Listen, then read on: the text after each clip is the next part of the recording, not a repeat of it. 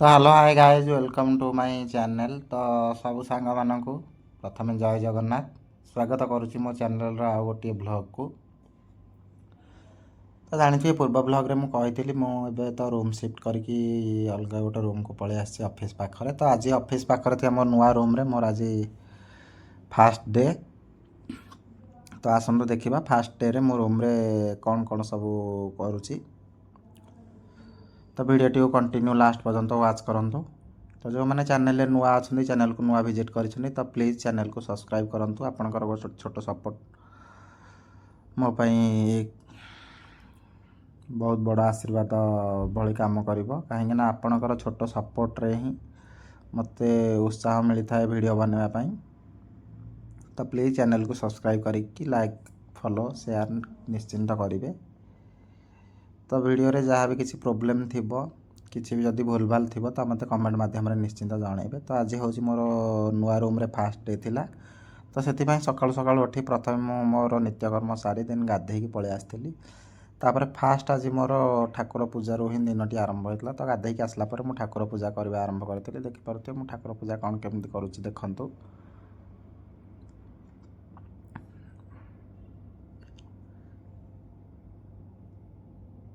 ତ ଯେମିତିକି ଦେଖିପାରୁଥିବେ ମୁଁ ଯେଉଁଦିନ ଠାକୁର ପୂଜାର ଫାର୍ଷ୍ଟ ଭିଡ଼ିଓ ବନେଇଥିଲି ତ ସେଦିନ ଠାକୁରଙ୍କୁ ଥାକ ଉପରେ ହିଁ ଏଇଠି ରଖିଥିଲି। ତ ଆଜି କିନ୍ତୁ ଠାକୁରଙ୍କୁ ଥାକରୁ ଉଠେଇ ସେ ଉପରେ ଗୋଟେ କାନ୍ଥରେ ରଖିଦେଇଛି। ତ କାହିଁକିନା ଥାକରେ ଯେହେତୁ ମୋର ସବୁ ଜିନିଷ ଏ ଟୁ ଜେଡ଼୍, ମତଲବ ମୋର ଡ୍ରେସ୍ ପତ୍ର, ଏମିତିକି ମୋର ଡେଲି ୟୁଜ୍ ଯାହା ବି ଜିନିଷ ଆଉ ଖାଇବା ପିଇବା ଜିନିଷ ଯାହା ବି ହେଲା, ତ ସବୁ ଏ ଟୁ ଜେଡ଼୍ ଯେହେତୁ ମୁଁ ଥାକରେ ରଖିଛି ତ ଥାକଟାକୁ ସବୁ ଟାଇମ୍ରେ ହିଁ ମୋ ଟଚ୍ରେ ରହିବ। ତ ସେଥିପାଇଁ ମୁଁ ଚାହିଁଲିନି କି ଠାକୁରଙ୍କୁ ସବୁବେଳେ ସବୁ ସମୟରେ ଛୁଆଁଛୁଇଁ କରିବା ପାଇଁ। ତ ସେଇ ହିସାବରେ ଥାକରୁ ମୁଁ ଉଠେଇକି ଠାକୁରଙ୍କୁ ଉପରକୁ ରଖିଦେଇଛି। ଯେତେ ଟିକେ ଅଧିକ ଉପରେ ରଖିଦେଇଛି କାହିଁକିନା ସେଇଠି ହାତ ଫାତ କିଛି ବାଜିବନି ଏମିତି ନର୍ମାଲି। ତ ସେଥିପାଇଁ ମୁଁ ଟିକେ ଉପରକୁ ରଖିଦେଇଥିଲି, କାହିଁକିନା ଥାକରେ ଯେହେତୁ ମୁଁ ସବୁବେଳେ ଚଳପ୍ରଚଳ ଜିନିଷ ସବୁ ଯାକ ରଖିଛି, ଥାକରେ ସବୁବେଳେ ଧରାଧରି ଛୁଆଁଛୁଇଁ ହେଇଯିବ ସେଥିପାଇଁ। ତ ଏମିତିରେ ବି ଠାକୁରଙ୍କୁ ରଖିବା ଜାଗାଟା ଟିକେ ବହୁତ ଉପରେ ହେଇଗଲା, ହେଲେ ବି ଫିର୍ ବି ଠିକ୍ ଅଛି, ହାଇଟ୍ ହେଲେ ବି ଚଳିବ। ତ ମୁଁ ଏମିତି ଚେୟାର ଉପରେ ଠିଆ ହେଇକି ବି ମୁଁ ହାତ ପାଉଛି ପୂଜା କରିବା ପାଇଁ। ତ କିଛି ଅସୁବିଧା ହିଁ ମୋତେ ହେଉନି। ତ ସେଇଥିପାଇଁ ମୁଁ ମୋ ହିସାବରେ ରଖିଦେଇଛି, ଚେୟାର ଉପରେ ହେଲେ ବି ଠିଆ ହେଇକି ପୂଜା କରିହେବ, କିଛି ଅସୁବିଧା ନାହିଁ।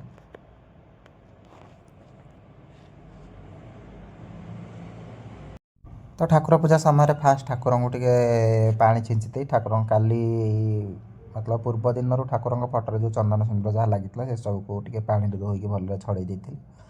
ଦେନ୍ ତାପରେ ନୂଆ ଚନ୍ଦନ ସିନ୍ଦୁର ବନେଇକି ଠାକୁରଙ୍କ ଉପରେ ଲଗେଇଥିଲି। ତାପରେ ଯାହା ବି ଫୁଲ ଥିଲା ତ ଫୁଲ ଲଗେଇ ଦେଇଥିଲି। ଫୁଲ ଲଗେଇଲା ପରେ ଧୂପ ଦୀପର ଏପଟେ ଦୀପରେ ଘିଅ ଦେଇକି ଦୀପ ବନେଇଲି। ଦେନ୍ ତାପରେ ଧୂପ। ତ ଆଜି ତ ମୋର ଘରେ ନୂଆ ଘରେ ଫାର୍ଷ୍ଟ ଡେ ଥିଲା। ତ ଫାର୍ଷ୍ଟ ଡେରେ ଫାର୍ଷ୍ଟ ବି ଠାକୁର ପୂଜା ତ ଆଜି ଫାର୍ଷ୍ଟ ନୁହଁ, କାହିଁକିନା ପୂର୍ବ ଦିନରୁ ମୁଁ ଠାକୁର ପୂଜା କରିଥିଲି ଆଉ ଭିଡ଼ିଓ ବନେଇକି ବି ୟୁଟ୍ୟୁବରେ ଅପଲୋଡ଼ କରିଥିଲି, ଆପଣମାନେ ଦେଖିଥିବେ। ଯେଉଁମାନେ ଦେଖିଥିବେ ତ ଜାଣିଥିବେ ନିଶ୍ଚିନ୍ତ। ତ ଯେହେତୁ ଆଜି ଫାର୍ଷ୍ଟ ଡେ ମୋର ଏଇ ରୁମ୍ରେ ଫାର୍ଷ୍ଟ ଡେ ଥିଲା, ଆଉ ଫାର୍ଷ୍ଟ ରୁମ୍ରେ ମୁଁ ଯେହେତୁ ରୋଷେଇ କରିକି ନିଜେ ଖାଉଛି, ତ ଏ ରୁମ୍ରେ ବି ଆଜି ମୋର ପ୍ରଥମ ରୋଷେଇ ଥିଲା। ଅଲରେଡ଼ି ତ ଲେଟ୍ରେ ଯଦି ବି ନୁହଁ, ଟିକେ ଜଲ୍ଦି ବି ଉଠିଥିଲି, ବଟ୍ ଗାଧୁଆ ପାଧୁଆ ଠାକୁର ପୂଜା ଏସବୁ କାମ ସାରିକି ମୁଁ ଏପର୍ଯ୍ୟନ୍ତ କିଛି ବି ରୋଷେଇ କରିନଥିଲି। ତ ସବୁ କାମ ସରିଲା ପରେ ହିଁ ମୁଁ ରୋଷେଇ ଷ୍ଟାର୍ଟ କରିବି।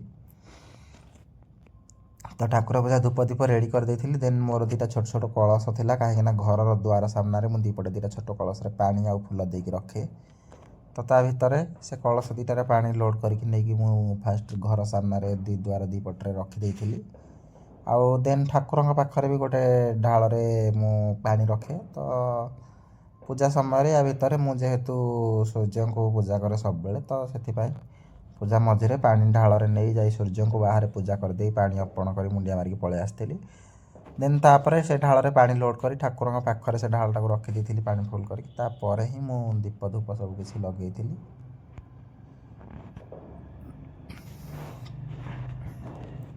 ତ କିଛି ଏମିତି ଥିଲା ମୋର ଠାକୁର ପୂଜା ପ୍ରୋସେସ୍। ତ ଦେଖିପାରୁଥିବେ ମୁଁ ଏବେ ଦୀପ ଲଗେଇକି ଠାକୁରଙ୍କ ପାଖରେ ଦୀପ ବୁଲାଉଛି। ଦେନ୍ ଧୂପ ଲଗେଇକି ବାହାରେ ନେଇକି ସେଇଟା ତୁଳସୀ ଘିଅ ପାଖରେ, ମାନେ ବୃନ୍ଦାବତୀ ମାଆଙ୍କ ପାଖରେ ଯେତେବେଳେ ତୁଳସୀ ଚଉରାରେ ପାଣି ଦିଆହେବ ସେତେବେଳେ ହିଁ ନେଇକି ଠାକୁରଙ୍କ ପାଖରେ ସେଇଟା ଧୂପଟା ଦେବି।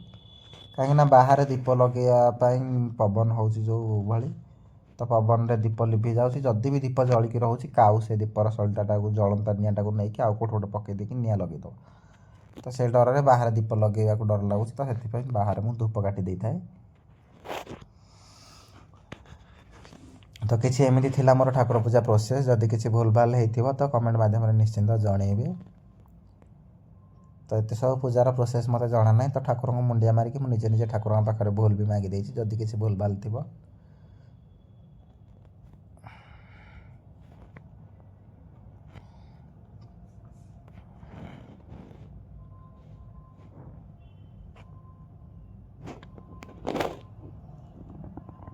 ପୂଜାପୂଜି କରିବାରେ ପୂଜା ଟାଇମ୍ ବି ଅଲରେଡ଼ି ବହୁତ ଲେଟ୍ ହେଇଯାଇଥିଲା, କାହିଁକିନା ମୋତେ ରୋଷେଇ ବି କରିବାର ଥିଲା। ତ ସେଥିପାଇଁ ଏବେ ପୂଜା ସରିଲା।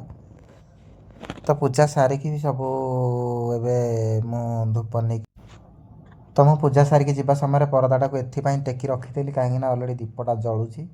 ତ ଯଦି ବି ପବନ ହୁଏ, କାହିଁକିନା ଝରକା ସେପଟଟା ମୋର ସମ୍ପୂର୍ଣ୍ଣ ମେଲା, ସେଥିପାଇଁ ହିଁ ମୁଁ ପରଦାଟା ଦେଇଥିଲି। ତ ଯଦି ପବନ ହୁଏ ପରଦାଟା ଉଡ଼ିକି ଦୀପ ଉପରେ ପଡ଼ିଲେ ନିଆଁ ଲାଗିଯିବ, ତ ସେଥିପାଇଁ ଟେକିକି ରଖିଦେଇଥିଲି। ଦେନ୍ ମୋର ଏବେ ପୂଜାପୂଜି ସବୁ କାମ ସରିଲା, ତ ଏବେ ରୋଷେଇ କରିବା ଆରମ୍ଭ କରିବି। ତ ଆଜି ଯେହେତୁ ଏ ଘରେ ମୋର ଫାଷ୍ଟ ରୋଷେଇ, ତ ଫାଷ୍ଟ ମୁଁ ଗ୍ୟାସ୍ ଅନ୍ କରି ଗ୍ୟାସ୍ର ଚୁଲିକୁ ଫାଷ୍ଟ ମୁଣ୍ଡିଆ ମାରିଥିଲି।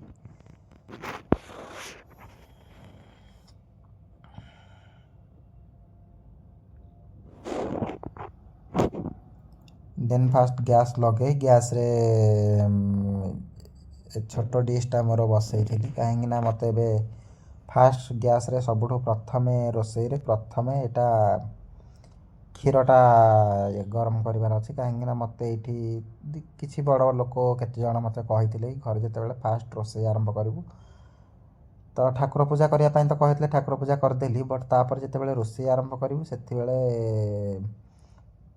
ଫାଷ୍ଟ ରୋଷେଇରେ କ୍ଷୀର ନେଇ କ୍ଷୀରଟାକୁ ଗରମ କରିକି ସେଟାକୁ ଟିକେ ଉତୁରେଇକି ନିଆଁରେ ପକାଇବା ଦରକାର। କାହିଁକିନା ଯେଉଁଟାକି ଆମର ଘରମାନଙ୍କରେ ନୂଆ ଘରେ ପୂଜା ହୁଏ, କି ଯେଉଁଟା ମାନେ ଅଗ୍ନି ଦେବତାକୁ ଶାନ୍ତି କରିବା ପାଇଁ ଯେଉଁ ହୋମ ହୁଏ, ସେଥିରେ ଘିଅ ପୋଡ଼ାଯାଏ।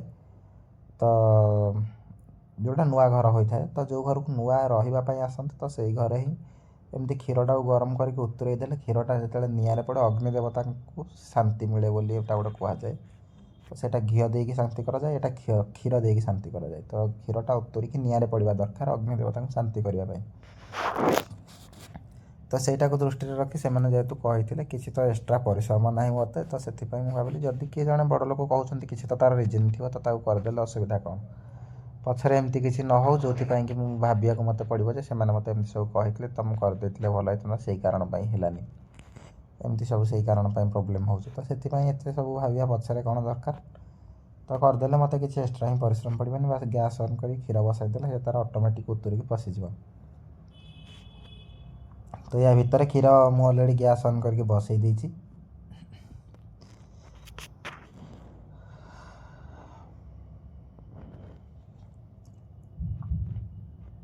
କ୍ଷୀରଟା ବି ଧୀରେ ଧୀରେ ଗରମ ହୁଏ, ଯାହା ବି ହେଲେ କ୍ଷୀର ଉତୁରିବା ପାଇଁ ତ ଟିକେ ଟାଇମ୍ ନେବ। ତ କ୍ଷୀର ତ ଉତୁରିବା ପାଇଁ ଟାଇମ୍ ଲାଗିବ, ସେଥିପାଇଁ ଏତେ ଟାଇମ୍ ତ ଭିଡ଼ିଓକୁ କଣ୍ଟିନ୍ୟୁ ରଖିହେବନି। ତ ଭିଡ଼ିଓକୁ ସେଥିପାଇଁ ମୁଁ ମଝିରେ ଷ୍ଟପ୍ ମାରି ଦେଇଥିଲି। ଭାବିଥିଲି କ୍ଷୀର ଯେତେବେଳେ ଉତୁରିବ, ତ ସେତେବେଳେ ଭିଡ଼ିଓକୁ ପ୍ଲେ କରିବି। ତ ୟା ଭିତରେ ଦେଖିପାରୁଥିବେ ମୁଁ ଭିଡ଼ିଓ ଅଫ୍ ରଖିବା ଟାଇମ୍ରେ ହିଁ କ୍ଷୀର ଉତୁରିକି ଗ୍ୟାସ୍ ଚାରିକର ପଡ଼ିସାରିଲାଣି। ତ ସେଥିପାଇଁ ଆଉ ଥରେ ଅନ୍ କରି ଆଉ ଥରେ ଉତୁରେଇ ଦେଇଥିଲି ଭିଡ଼ିଓ ପାଇଁ। ବାସ୍, ତ ଏଇଟା ଦେଖିପାରୁଥିବେ ଏମିତି ଉତୁରି ଯାଇଛି, କାହିଁକିନା କ୍ଷୀର ଉତୁରିଲା ପରେ ହିଁ ମୁଁ ସେପଟେ ଭାତ ବସେଇଥିଲି, ଦେଖିପାରୁଥିବେ। ତା ପୂର୍ବରୁ ବସେଇ ନଥିଲି।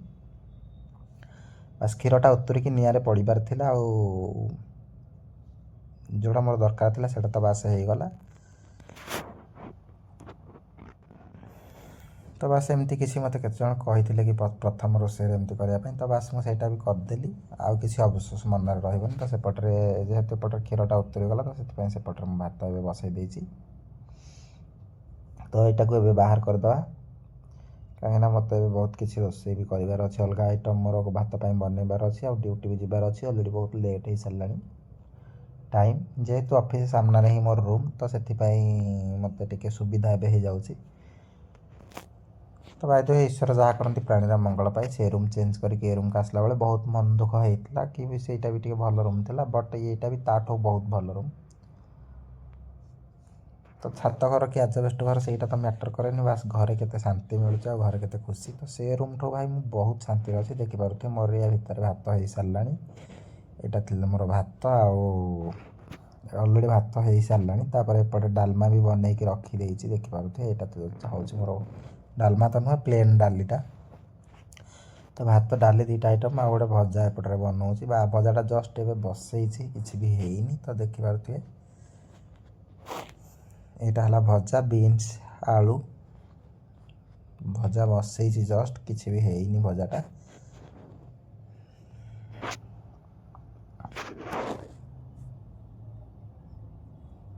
तो भजाटा से सीझी जावाई घोड़े रखी तो ये पाखापाखि 60% प्राय सीझी आसला तो भाजीदे कहीं मोर भी अलरेडी ड्यूटी जावाई लेट हो तो से भजाटा जल्दी हो गले रोसे मत खाई ड्यूटी जीवार अच्छी तो से लगी पाकि भाजुची कहीं मोर काम जल्दी सर अच्छी